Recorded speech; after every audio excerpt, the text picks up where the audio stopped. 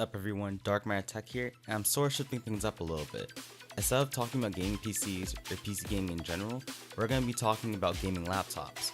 While I would follow up with a textbook definition of what exactly a gaming laptop is, they just kinda appeared one day, with Alienware being the first apparently back in 2002 with the Area 51M. It was big, used AMD graphics which you don't see much of in gaming laptops today, and it weighed about 10 pounds, which doesn't sound like a lot, but carrying that in a backpack all day, I wouldn't recommend it. But for the most part, gaming laptops basically refer to a laptop whose main focus is gaming, and equipped with a dedicated or mobile desktop GPU. With that being said, here's my list for the best gaming laptops up to $1,000. Before I go on though, here's your disclaimer. This list is entirely based on my opinion. Yes, there are alternatives to the options on the list, but I decided to limit it just to keep the video from being too long.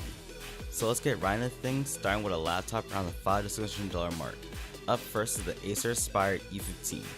This is the cheapest laptop on the list at about $520, and Acer for a while now has been making fairly cheap gaming notebooks, and doing it pretty well for what it's worth.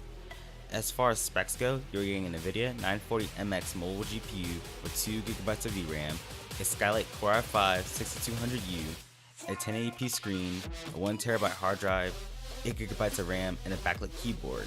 It's not too bad on the ports either, with 3 USB ports, Ethernet, HDMI, and a USB Type-C surprisingly. In terms of performance, you can pull off 1080p gaming and layer titles like CSGO, League, and Rocket League. Getting into more demanding titles like Crysis, GTA, and Fallout, you will have to lower the settings and possibly drop the resolution as well. You can upgrade the RAM and storage on the laptop easily as well. Overall, this is a laptop meant for the people who just want to enjoy the lighter titles or can't drop $1,000 for a grade A gaming laptop like the Razer Blade. You also get a 1-year warranty, which is pretty much standard but nice anyways.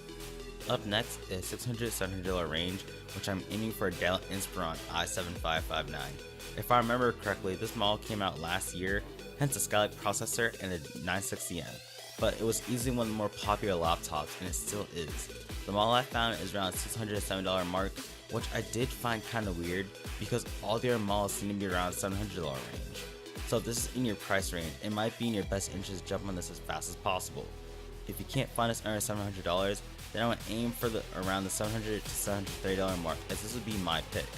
But enough prices, talking specs, we have the previously mentioned Skylake Core i5 6300HQ, a GTX 960M with 4GB of VRAM, 3 USB ports, a 5400 RPM drive which I'll come back to in a little bit, Ethernet, and HDMI. As far as looks and feels go, it has a black and red design that looks pretty nice and a full keyboard layout which is backlit and weighs 5.67 pounds, so will feel kinda heavy but not unbearable. It also has 8GB of RAM, which is upgradable, and an 8GB SSD cache, so the OS should boot up pretty fast. But back to the 5400 RPM drive. I would highly and personally recommend that drive get replaced with a 7200 RPM one, or at least another SSD. Back when I first got my laptop, it dropped some of my frames in larger game titles because of the 5400 RPM drive. The same thing applies with other laptops I will mention. If they include just a 5400 RPM drive, do yourself a favor and upgrade the drive when you can. Moving on though, for performance, you are getting a step up for the 940MX. With the 960M, you should be able to play anything at 1080p above 40 to 50 FPS, with the exception with a few titles. But games like Battlefield 1, Overwatch, Crysis, Doom, and more are well within reason, and for the demanding titles, the settings should only need to be slightly tweaked to get a good frame rate. For our $800 and $900 range, I picked out 3 laptops. The first is the Dell Inspiron i5577, not to be confused with the i7-5559. The Inspiron is kind of reminiscent of last year's model, but with a new design and upgraded specs, so I won't spend too long on it. For the most part, you get a faster processor being the i5-7300HQ and a GeForce GTX 1050 GPU. Yes, this laptop comes fully equipped, ready to game with a desktop-grade GTX 1050. Gaming should be no problem on this laptop, as anything should be able to be played at high and ultra settings at 1080p. Of course, with this exceptions, but as a comparison point, it is roughly around the area of last year's GTX 970M, which is a high-end GPU. Moving on though, it's still rocking a 1080p display like all the other laptops on this list, and the same ports and connectors. It weighs about 5.5 pounds, and this comes in at just $800. Up next is the Prostar Clevo gaming laptop. Personally, I never heard of this company, but its specs are up there, so I thought to at least do the courtesy of including it. It comes with a Core i7 7700HQ and a desktop GTX 1050, so performance might be slightly better but nothing mind-blowing. However, it is a 2GB model, so cranking up the graphics might not be the best idea versus the Dell, which sports a 4GB VRAM model. Since it's an i7, it should do better at more professional tasks like video editing or animation. As far as ports go, you get an HDMI, 3 USB ports, a Type-C port, and an Ethernet port. It weighs about 5.5 pounds and comes with a 1-year warranty and also 8GB of RAM. Its major downside is that it has a lesser screen quality, which might explain the lower price point, but they do make options for an IPS panel on their website, which I'll link to, where you can configure your laptop if you decide to go this route. It comes in at about $800 on Amazon, but their website has it listed for slightly less, but at least we have choices. And lastly, I'm going to make somewhat of an honorable mention to the Lenovo Legion Y520. This laptop at standard price exceeds the $900 mark, but I'm including it because Lenovo holds sales quite oftenly. At the moment, this laptop is about $850 and comes with a GTX 1050 Ti versus just the regular 1050 and a Core i5-7300 HQ. Its keyboard is also backlit red, which I think is pretty cool if you're into that style. It is also armed with the same ports as those last two options in an IPS panel. Other than that, it comes with 8GB of RAM and weighs just less than 5.5 pounds. Personally, I would try to aim for this option if you can. Try to find it on sale or at a discount, because getting a GTX 1050 Ti at this price is not a bad deal. If what you're looking for is more content creation oriented, then a Prostar model should do you more or do you better. If you are looking for something which is more or less the in-between, even though that might be stretching it a little bit, then a Dell might be your game. But if you're mainly gaming, then I think Lenovo might be your type.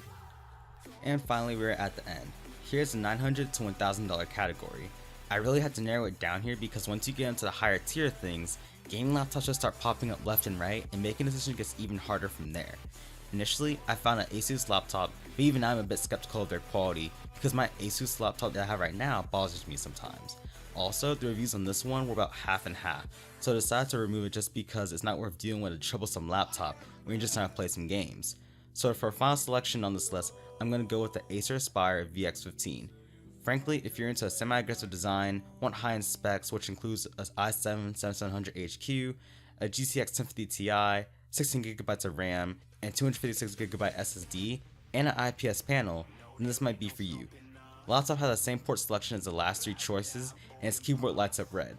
One of its main features is its cooling ability with the dual fan system towards the back where the hinge is.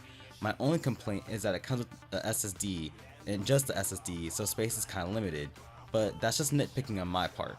Gaming on it should be pretty similar to the laptops listed in the last category, so ultra to high settings at 1080p for most titles. If you want it all in one package and plan a game and work hard with this, then I think you will not be disappointed.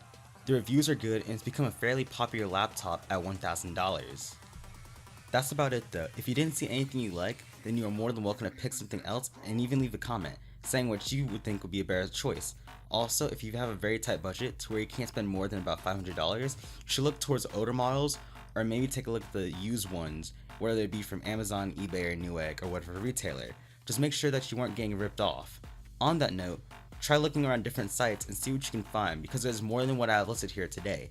For instance, I found this Gigabyte laptop around $920 with a GTX 980M, which is more than capable of a great gaming experience.